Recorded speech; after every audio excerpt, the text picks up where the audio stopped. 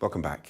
Some of the most prominent names in sport are backing a campaign to get us all downloading an app, but it is an app with a difference. Because in this case, clocking up screen time could provide scientists with the answers needed to detect dementia early.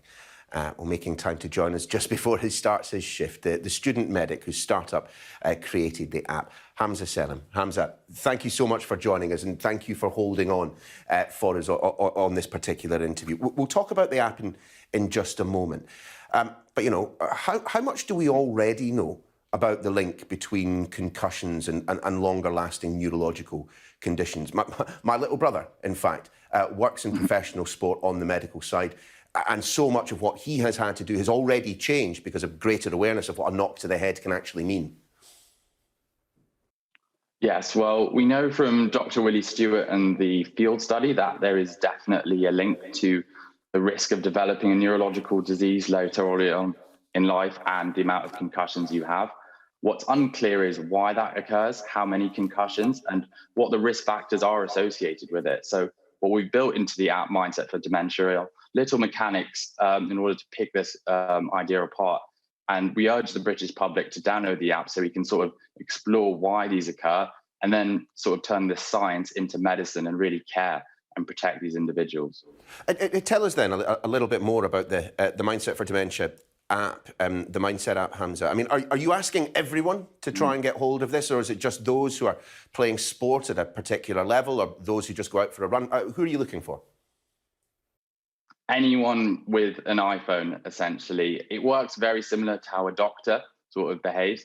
It runs you through a couple questions and then some really fun diagnostic tests, everything from, you know, it uses some augmented reality, it uses quirky emojis, and it constructs a sort of clinical snapshot of your brain. And very similar to a doctor, the more patients it sees, the smarter that doctor will become and the better it will be at diagnosing the early signs. So will the app. So essentially, the more people, whether you're healthy or you just care about sport, we urge you to download it so we can really make some exciting care and protect those that are most vulnerable. I mean, are you somewhat surprised that there perhaps hasn't been something like this before now? I mean, we have on this channel, I know personally done it, we've talked about concussions and neurological conditions for a number of years now. Are you perhaps surprised that no one's been taking advantage of the technology? I suppose, you know, you're a young man, you've got better ideas than we all boys. I'm not sure. I think, well, the idea came to me whilst I was in a lecture, actually, and I was learning about concussions and the diagnostics, and I just went onto my phone and I think I just got a bit distracted and started playing around on Snapchat. And I saw that, you know, Snapchat leverages eye tracking technology and some really exciting stuff that we also do in the clinic. And I was like, well, why? I mean, Snapchat's great, of course, and putting filters on your face is fun, but why aren't we using this to, you know, analyze the brain and create these clinical snapshots? And that's how this idea came about. And I'm sure more ideas have come, and we're just really excited to sort of put this out there. And we really worked very hard on making it fun. We didn't want it to be a chore for anyone. So I think that was a really critical part to the success.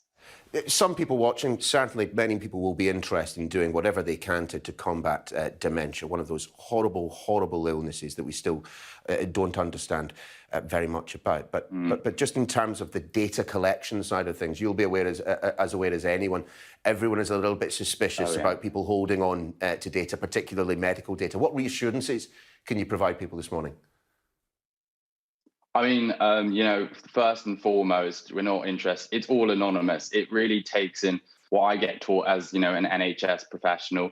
Always be confidential. Only preserve the modesty of the individual and keep it discreet. And, you know, we don't ask you to log in via Facebook or use your Gmail email. It doesn't even ask your gender, because that's not really relevant to understanding the diagnostics of dementia.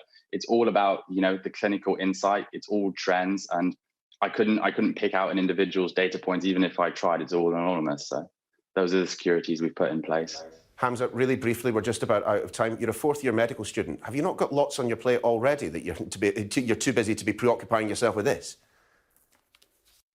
Well, I mean, medicine, what I learned from UCL and on a daily basis, I, you know, take and implement into the app, whether that's confidentiality or, you know, demonstrating a warm bedside manner. It really, the two kind of go hand in hand. I don't really see them as two separate things. And I hope the public agree in that this is really a product of the great NHS work and the great teaching I've received as a student. Hamza Selim, we wish you all the very best of luck with the app. Thanks for joining us in the programme. Thank you so much for having me.